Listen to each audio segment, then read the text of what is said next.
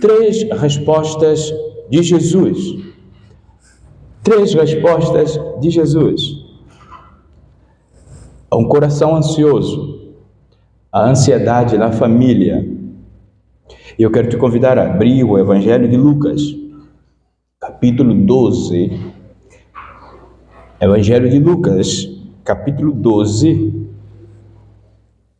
a partir do versículo 22.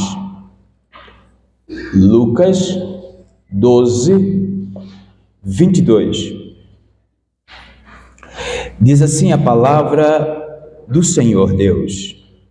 Então, voltando para os seus discípulos, Jesus disse: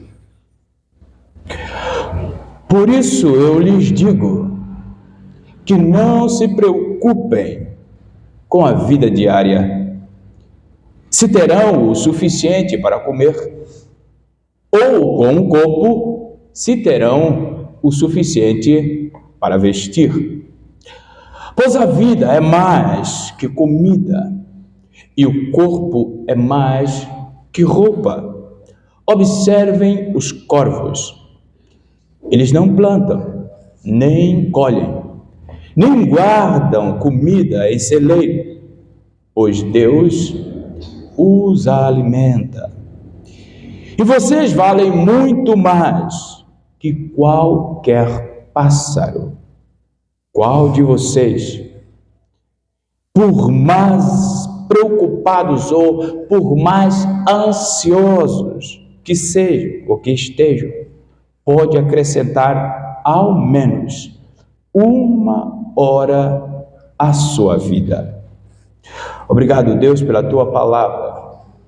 Ilumina-nos, Senhor, o entendimento e nos conceda a graça para compreendermos e aplicarmos esta palavra do Senhor em nossas vidas. Nós te agradecemos, louvando o teu nome, em nome de Jesus. Amém. Alguém disse que o mundo ocidental, ele está construído sobre a ansiedade. O mundo ocidental, moderno, esse pressuposto, está construído sobre a ansiedade.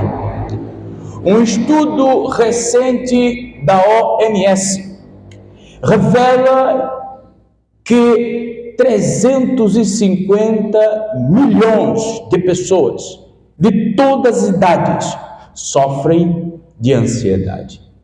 Quer saber qual é o espanto deste número todo? É que o Brasil, ele assume o ranking com 18,6 milhões de pessoas que vivem com ansiedade, que estão, de certa forma, lidando com este transtorno. Basta eu e você pararmos e começarmos a observar de forma cuidadosa o rosto das pessoas à nossa volta, o rosto das pessoas que nos cercam diuturnamente. Se nós pararmos com algum cuidado, nós vamos perceber rostos cansados, confusos, vivendo questionamentos irrespondíveis em todas as áreas da vida. E, consequentemente, por falta de uma orientação, as pessoas estão trabalhando, lutando como se elas fossem o centro da solução para todo esse dilema. O que nós vemos é que existem famílias doentes, muitas famílias estão doentes. Haja vista que nós simplesmente podemos ver que a doença dessas famílias é reflexo da falta de confiança delas no Senhor Deus. Portanto, a ansiedade causa uma realidade de conflito nas famílias. E se pode ver de forma acentuada em muita gente que sai da sua casa e não tem prazer de voltar ali. Muita gente que sai da casa dá a volta, sem necessidade, muitas das vezes, para não voltar para casa, para não voltar para olhar para seu cônjuge, olhar para seus filhos e simplesmente desabar nos problemas. A ansiedade tem corroído as famílias do nosso tempo. Nós vemos, são integrantes de famílias cansadas. Por vezes passa um dia inteiro no esforço visceral, tentando responder às expectativas que elas mesmas criaram e impuseram a elas mesmas. E simplesmente falta tempo para Deus, falta tempo para os filhos, falta tempo para os cônjuges. E isto vai, de certa forma, instalando uma inversão de valores na família, corroído ainda mais pela ansiedade. A minha pergunta é: será esta a forma que Deus projetou para que a família vivesse? Pense nisso. Ter uma família junto aos pés de Cristo não é uma tarefa fácil, principalmente nesses dias que nós estamos vivendo, principalmente neste mundo de incerteza e de violência, como os tempos atuais. A insegurança dos nossos dias gera ansiedade nas famílias e, consequentemente, ofusca a única realidade que verdadeiramente importa, que é a vontade do Senhor sendo realizada no meio da família. Vontade do Senhor para as nossas famílias, porque o próprio Deus, aquele que fez a família, Ele garante na sua palavra que Ele sustenta a família e dá segurança a elas. Por isso nós precisamos fazer tudo para levar a nossa família aos pés de Cristo Jesus. Ainda que terremotos apareçam, ainda que temporais apareçam, coloque a sua família aos pés de Cristo, porque lá nós temos o descanso, a proteção e a graça para viver. O que a família, de certa forma, não sabe, e isso carcome o relacionamento familiar, é que eles vivem a ansiedade para dentro de si.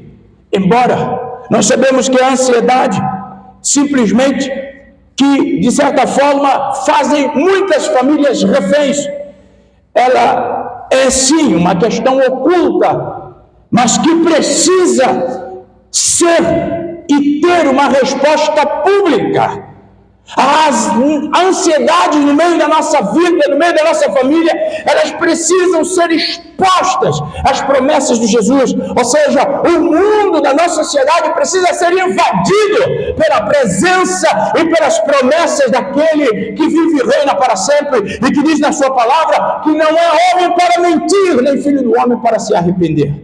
Se nós confiarmos nele, se nós entregarmos a ele a nossa casa, se nós entregarmos a ele o nosso filho, se nós entregarmos a ele os nossos cônjuges, ele tem poder para cuidar melhor do que nós. Ele tem poder para cuidar melhor do que nós. Por isso, nós precisamos trazer a luz de Jesus, os conflitos, as necessidades e as dificuldades do nosso lar. Precisamos trazer a luz de Cristo, porque o Senhor, Ele tem uma resposta certa. Sabe, meu irmão, diante dos insucessos de muitas famílias, diante das falhas, muitas das vezes instala no coração dos pais e dos cônjuges um problema que eu chamo de problema de competência. E muitas das vezes a gente para e olha ao caminhar da nossa casa e coloca a mão na cabeça. Vem aquela pergunta célebre: aonde eu irei? Aonde eu irei? Para este menino não querer mais saber de Deus. Aonde eu irei? Para que meu cônjuge não quer saber de Deus. Aonde eu irei? Será mesmo que eu preparei o meu filho para enfrentar este mundo ali fora?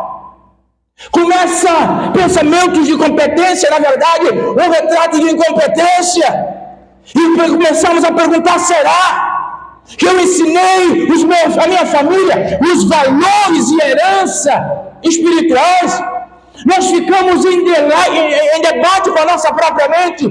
O que eu fiz de errado? Será que eu estabeleci na minha casa bom relacionamento com os meus cônjuges, ou com meu cônjuge e com meus filhos, que vai subsistir até que a morte nos separe? E nós vemos famílias doentes, porque nós queremos responder essas perguntas na primeira pessoa. Só que Jesus nos ajuda a responder essas questões todas. Ele dá respostas a partir do texto que eu acabei de ler. E eu quero considerar com os irmãos nesta noite. Você com a sua Bíblia aberta, no livro de Lucas, capítulo 12. Vamos a partir do versículo 25.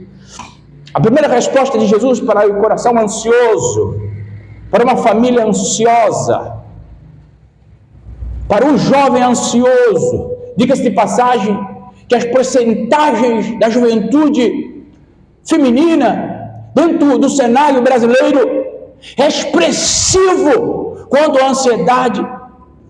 A garotada hoje está ansiosa. Se a garotada está ansiosa, que dirá os pais da garotada? Vamos ver o que Jesus fala sobre isto. A primeira coisa, Jesus começa dizendo: qual de vocês,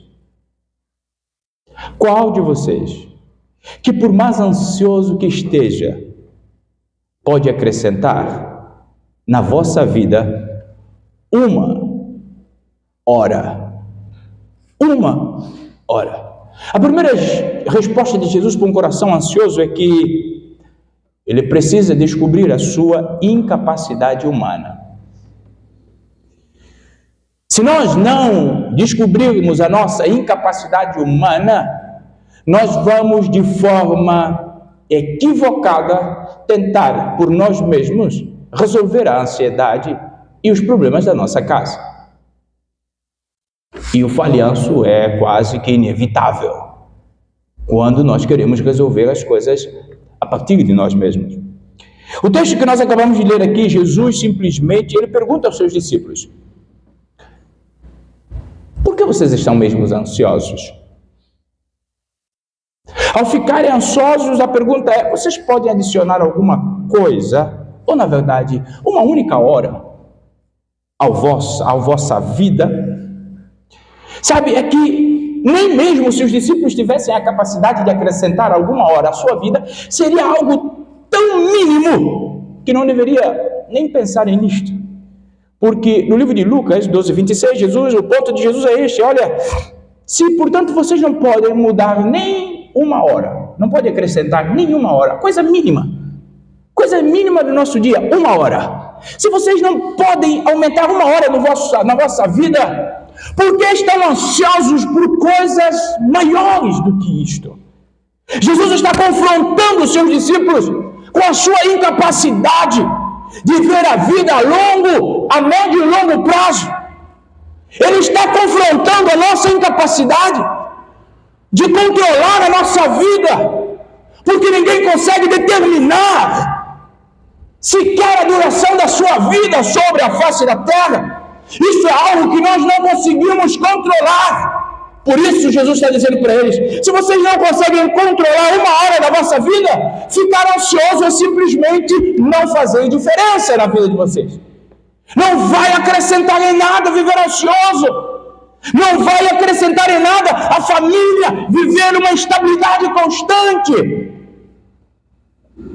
Nós não temos poder para transformar o outro.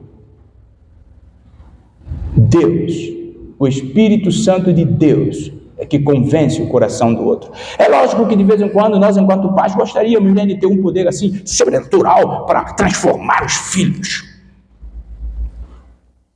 colocar um negócio mais pensamento na cabeça deles, mais cabeça que só carrega cabelo, de pensamento mesmo está pouco, mas só que nós não conseguimos fazer isto. Sabe, Jesus, ele está dizendo que o grande problema da ansiedade, quando ele pergunta para os discípulos: olha, vocês não podem alterar uma hora do curso da vida de vocês. Jesus está querendo dizer simplesmente que o grande problema da ansiedade, na verdade, a raiz da ansiedade, é que, em alguma forma, alguma parte de nós acha que nós podemos dar resposta para as nossas vidas. E aí é que está o problema. É que, na realidade, nós não podemos. E quando nós deparamos com essa impossibilidade, nós entramos em crise. Jesus está dizendo isso, vocês não conseguem. Sabe, o que nós vamos pegar, por exemplo, faça um juízo agora comigo. O que Jesus fala aos seus discípulos: por que vocês estão ansiosos? Imagina você que vive ansioso. Se Jesus hoje chegasse aqui e fizesse essa pergunta para você, da seguinte forma: você que vive ansioso, por mais ansioso que você esteja, você consegue garantir que os seus cônjuges ou os seus filhos não sofram nenhum tipo de acidente natural ou não, ou provocado? Por mais ansioso que você seja e honestamente preocupado, você consegue proteger sua família das pressões do mundo presente? Por mais ansioso que você seja, você consegue se tornar um pai, uma mãe ou um filho ideal? Por mais ansioso que você seja, você consegue dar a vida eterna à sua família? Então você começa a ver que a sua ansiedade não vai ajudar muito. Então nós precisamos entender o que Jesus agora acaba de dizer. Jesus está combatendo aquilo que eu falei anteriormente, a raiz da ansiedade. De onde vem a ansiedade? De nós mesmos. Acharmos que nós podemos resultar, que nós podemos ser a solução para os nossos conflitos, os nossos dilemas. Nós achamos sim que nós podemos, e com isso nós desprezamos ao Senhor. Nós desprezamos a orientação de Deus, o cuidado de Deus para o nosso lar. Nós desprezamos a ideia de Deus da família. Nós desprezamos simplesmente a orientação de Deus para a preparação dos nossos filhos para os mundos atuais. Sabe, meu irmão, minha amada irmã, a primeira resposta de Jesus para um coração ansioso é: descubra a sua incapacidade humana e olhe para mim. Eu sou aquele que posso ditar os seus dias. Eu sou aquele que pode transformar a sua casa.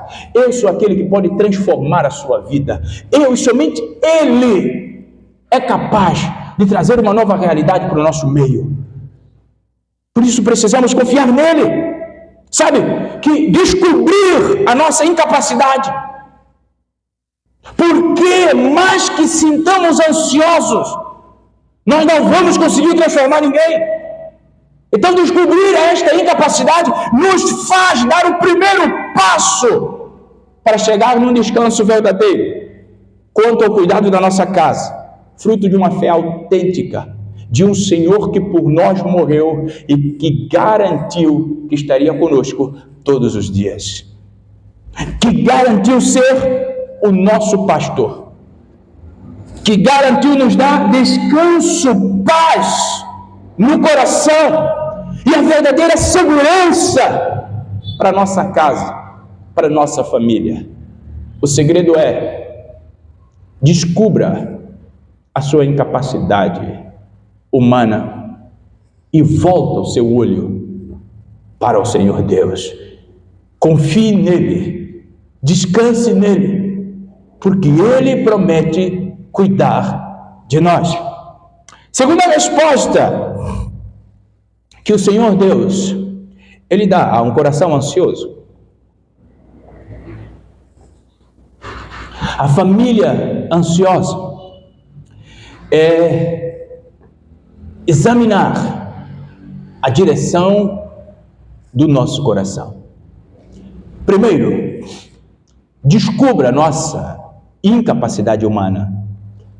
Segundo, examine a direção do seu coração. Olha o que a partir do 22 desse capítulo 12 vai dizer. Então, voltando aos seus discípulos, Jesus disse: por isso lhes digo que não se preocupem com a vida diária.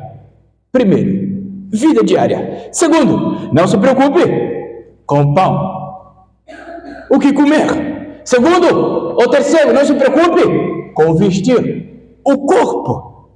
Ele diz: a comida, ou a vida é mais preciosa que a comida, e o corpo mais do que a roupa. O que Jesus está nos ensinando é algo bastante sério. É que há uma grande relação entre aquilo que nós confiamos no nosso coração e aquilo que causa ansiedade em nós. É que muitas das vezes, repara, o grande problema é quando nós colocamos o nosso coração, a confiança no nosso coração, em dinheiro, em comida, em vestimenta, em segurança, em saúde. Repare, se o nosso coração estiver direcionado para estas coisas, a ansiedade vai ser uma realidade. Há uma ligação naquilo que nós trabalhamos forçosamente para ganhar e naquilo que nos causa ansiedade. Repara, meu irmão, é que essas coisas não estão no nosso controle. Porque nós não controlamos absolutamente nada. Equivocadamente, o homem acha que consegue controlar alguma coisa. Mas nós não conseguimos controlar absolutamente nada. Nem o comer, nem o vestir, nem absolutamente nada. Sabe, aí está o ponto de tensão na família. É quando o nosso coração está nessas coisas. É quando a nossa família perdeu a perspectiva do céu. Agora nós estamos simplesmente no fazível terreno. Aí está a grande tensão, porque nós queremos fazer tudo para que a nossa família não viva em dor, que os nossos filhos não conhecem a palavra chamada não, nem outra palavra chamada limite, e nem mesmo nós gostamos nada disso, nem do limite, nem do não. Então, consequentemente, o nosso coração está nisso que nos proporciona esta liberdade que gera, na verdade, uma libertinagem. O que nós precisamos entender que não há como viver sem limite. Não há como viver. Eu costumo dizendo que o limite é a maior expressão de amor que um pai pode passar para um filho. Limite é a maior expressão de amor que Deus revelou a nós. Porque o limite de Deus a nós não nos permite caminhar com Deus como nós queremos caminhar. Da mesma forma, o limite na nossa casa não permite que os nossos filhos, os nossos cônjuges façam o que eles quiserem fazer. Porque quando a gente faz o que a gente quer fazer, o nosso coração ele é deslocado. E quando ele é deslocado, aquilo que nós vamos confiar pode ser a causa da nossa ansiedade. Porque nós não vamos conseguir. Então, o que nós precisamos entender é que, para que a nossa família seja relevante na cidade, para que os nossos cônjuges, os nossos filhos sejam bons cidadãos, nós precisamos de limites. Eles precisam de limites.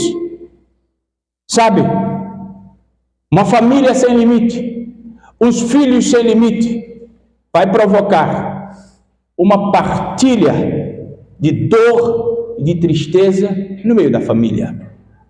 Na proporção que um filho que tem limite, um filho que é uma bênção, também vai compartilhar a bênção com a família. Porque quando um filho sem limite toma lá as suas decisões, escolhe lá os seus caminhos, quando fracassa por escolhas sem orientação de Deus, não é ele sozinho que chora, toda a família. Nesse pressuposto, as mães sofrem demais, os pais também sofrem, mas as mães têm um quê a mais de sofrimento, porque há um senso materno que os pais não sabem o que é, mas elas sabem.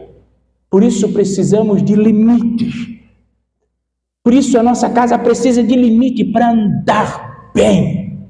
Sabe, meu irmão, os nossos filhos, eles precisam, para andarem no caminho do bem, para fazer escolhas que trazem regozijo à nossa casa, eles precisam ser conduzidos no caminho do bem.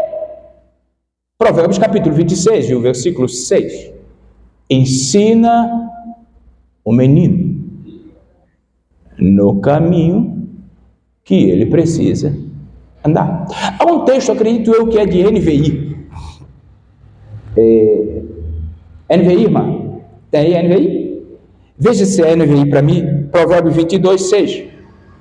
NVI. Pronto. Esta é uma versão que eu gosto. Leia comigo. Vamos lá, no 1, 2, 3. 1, 2, 3, irmãos, 1, 2, 3, um coro exponencial. 1, 2, 3. Ensine.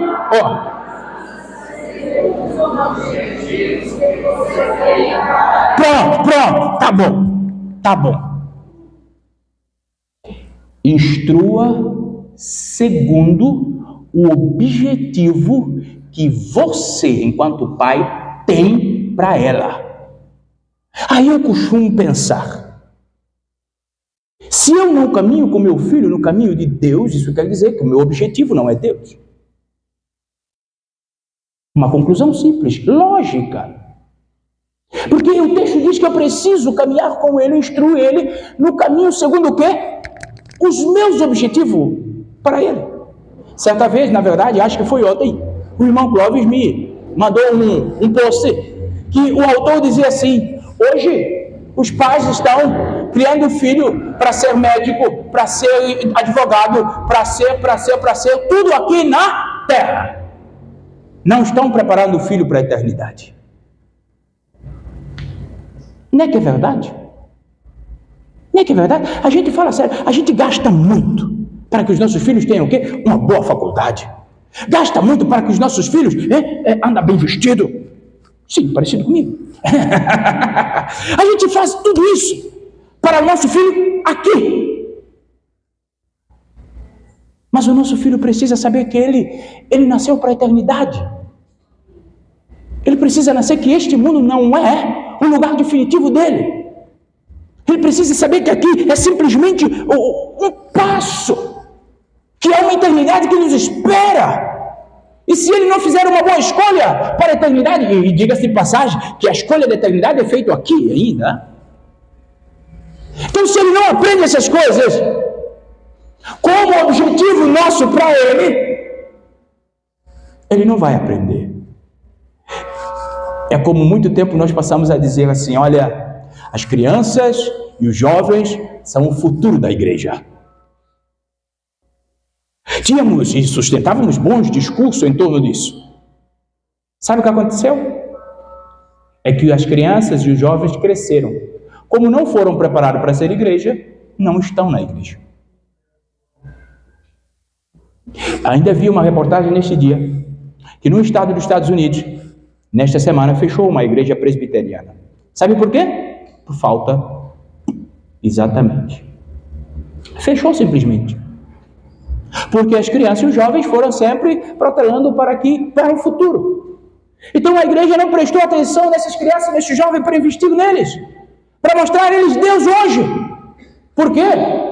O objetivo nosso é qual? É que eles vão para o céu, conheçam Jesus, caminham com Jesus. Então nós precisamos trabalhar isso hoje. A nossa casa é de igual forma. Se nós verdadeiramente queremos que as nossas famílias estejam conosco, nós precisamos sim, hoje, ser o exemplo que nós queremos ver o nosso filho seguir.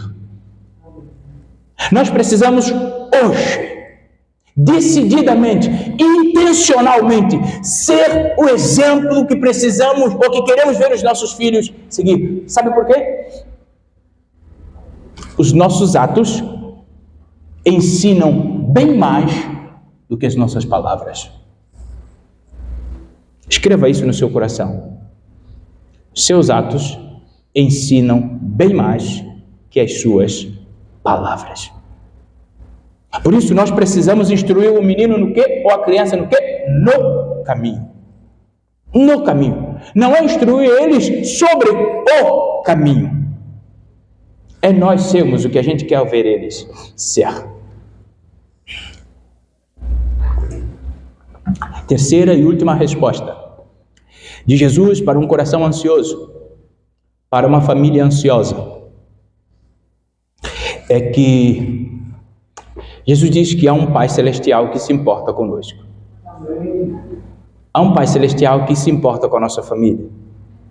E olha o que o texto vai dizer, no versículo 30 deste capítulo mesmo, ele só vai dizer, porque o vosso Pai Celestial sabe o que vocês necessitam.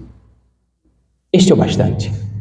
O nosso Pai se importa com as nossas necessidades. O nosso Pai, Ele se importa conosco. Por isso que tem aquela canção. Ele não desiste de você, Ele se importa com você.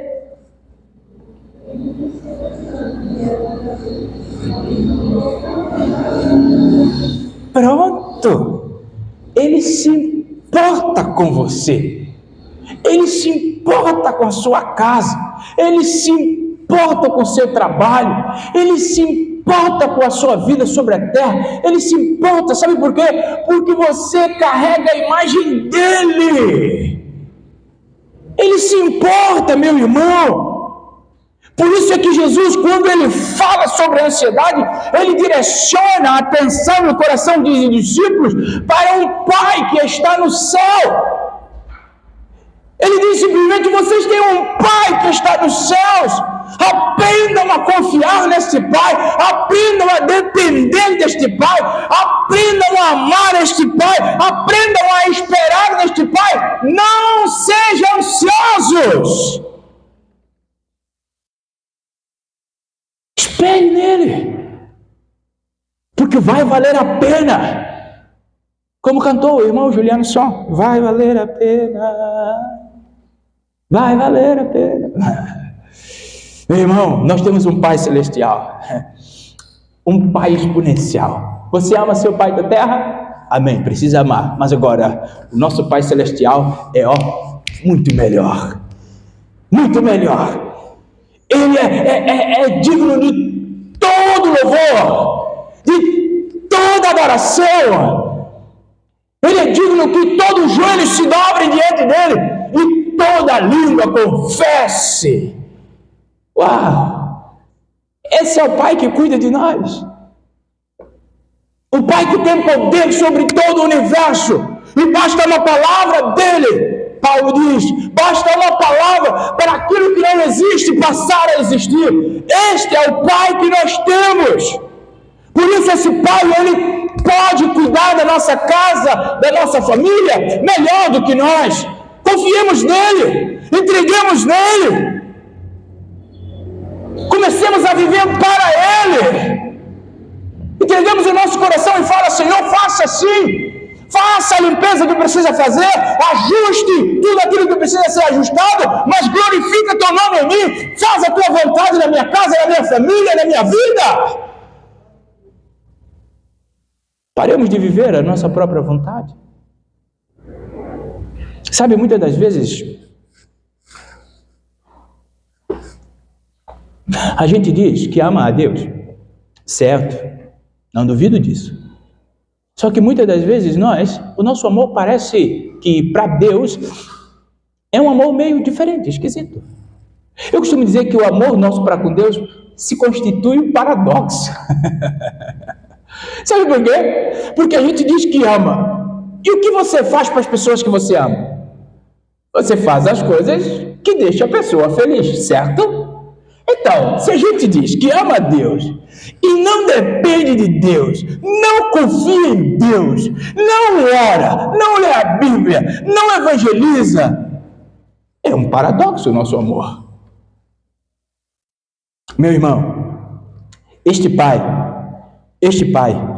Ele deseja que nós confiemos nele e confiemos a nossa família a Ele. Mas agora, sabe o que é um pré-requisito para que esta confiança seja uma realidade? É conhecê-lo. É conhecê-lo. Nós só haveremos de confiar nele verdadeiramente se conhecemos. Nós só haveremos de confiar nele, a nossa casa, a nossa família, os nossos bens, a nossa vida, se nós o conhecermos. Sabe por quê? Você, eu, só valorizamos o que conhecemos. Escreva isso no seu coração. Por isso nós precisamos conhecer a Deus para valorizá-lo. Precisamos conhecer para avançar. Eu sempre conto para vocês. É inusitado. Certa vez, quando eu ainda andava na faculdade, eu fui barrado no portão de escola, da faculdade. Fui barrado. Mas porque o guarda não me conhecia. Então, para ele não tinha valor nenhum. Não, você não pode entrar. Eu falei, tá bom, por quê? Mas eu estudo ali. Falou, você estuda o quê? Aí eu falei assim, chama ali, meus colegas, vem aqui. E meus colegas vieram. Quando meus colegas vieram, falou, é Gamaliel, ele estuda aqui sim. Aí, agora o guarda passou a me conhecer. O que ele fez? Abriu o portal para mim. Aí eu entrei. E daquela oportunidade em diante, não houve mais barragem de portão. Onde ele me viu, ele já sabia que era Gamaliel que estava entrando. É a mesma coisa que acontece com Deus. A nossa confiança será plena a partir do momento que nós comecemos a conhecer de verdade ao Senhor. Quando a gente conhece o Senhor, a gente abre o portão do nosso coração e ele entra. Até porque ele diz, eu estou à porta, eu estou batendo a porta. Eu quero entrar. Só bate quem tem interesse de entrar. Embora aqui, principalmente no período de meio-dia, tem alguns que batem na porta sem interesse de entrar, só mesmo com interesse de perturbar os outros. Umas crianças correndo, dou. Quando você sai, não tem ninguém. Mas isso é trabalho de criança. Mas agora Deus não. Ele está batendo porque ele quer entrar. E quando ele entra para transformar a casa, a vida daquele que abriu a porta. A verdade é que esse Deus que está pedindo para entrar, ele não promete uma vida fácil para ninguém, nem uma vida sem dor, por isso precisa de limite. Ele não promete em canto nenhum na Bíblia, você vai ver Jesus dizendo assim, olha, vem para mim que os teus problemas acabaram. Não, Jesus nunca diz isso. O que ele diz é, vem para mim. No mundo tereis aflições, mas tende bom ânimo. Vem para mim. Se arrependa do seu pecado, eu perdoo. Venha para mim que eu vou te dar um novo nome. Venha para mim porque o teu nome agora está escrito na palma da minha mão. Venha para mim porque você está seguro em mim. Eu sou o teu pastor e de nada você terá falta. Venha para mim. É isso que ele promete. Ele promete a sua presença constante conosco no caminho da vida. Ele promete que ele é nós. A ansiedade não é uma realidade. Porque ele é nós. Nós sabemos que quem resolve é ele. Eu não sei se foi o irmão Clóvis que contou para mim, ou se eu li em algum lugar, que certa menina conheceu a Jesus. E o inimigo perturbava tanto ela. Isso é uma história, lógico. E aí ela estava em casa. E o inimigo falou, vou lá perturbar ela. Foi você que falou? Vou lá perturbar ela. Aí quando ele entrou, ou quando ele bateu a porta, ela parou, olhou no espelho assim, é ele, o inimigo. Aí ela chamou, Jesus, por favor, vai lá abrir porta para mim. Quando Jesus foi e abriu a porta, o inimigo correu. Porque ela agora estava, sim, ela estava sendo protegida e cuidada para aquele que tem poder de escorraçar o inimigo. Por isso, meu irmão, não deixe a sua casa vulnerável. Não deixe a sua família vulnerável. Convida Jesus, deixa ele dentro da sua casa, de maneira que quando as tentações vêm, quem vai abrir porta é ele. E vai te proteger, vai guardar a sua casa, a sua família. Nós ficamos ansiosos por causa dos nossos filhos. Ficamos ansiosos por causa dos nossos cônjuges. Ficamos ansiosos por causa do caminho que eles tomam, de a fé deles. Ficamos ansiosos se nós conseguimos fazer com que eles caminhem de forma correta. Mas só que isso não depende de nós. Nós não somos o centro da solução para estes questionamentos. Nós precisamos de Jesus para orientar os nossos filhos. Nós precisamos de Jesus para orientar os nossos cônjuges. Nós precisamos de Jesus para orientar a nossa vida. Imagina se Deus e Jesus Cristo teve poder de lidar com o nosso pecado, de nos perdoar, será que Ele não teria poder para cuidar da sua casa? Coisas maiores Ele já fez por nós. Por isso, entregue a sua família. Entregue a sua família. Jesus, Ele nos confronta com a nossa incapacidade. Jesus, Ele mostra-nos que o nosso coração precisa ser colocado na direção correta. E Jesus, Ele nos anuncia que nós temos um Pai Celestial, que nós podemos confiar nele. A minha pergunta para você é: a sua família está na mão dele? Ou você está pronto para fazer isto hoje? Entregue seus filhos nas mãos do Senhor Jesus.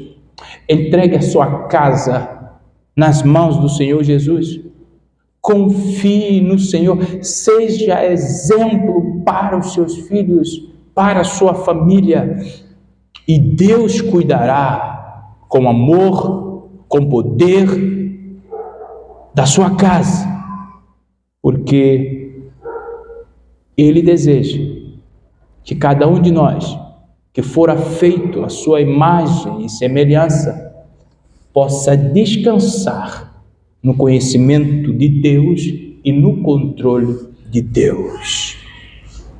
Este é o desejo do Senhor para as nossas vidas. Por isso, entregue. Há uma canção que eu cantava quando eu era mais novo. Na verdade é um salmo. Ele diz: entrega teu caminho ao Senhor e Ele tudo fará.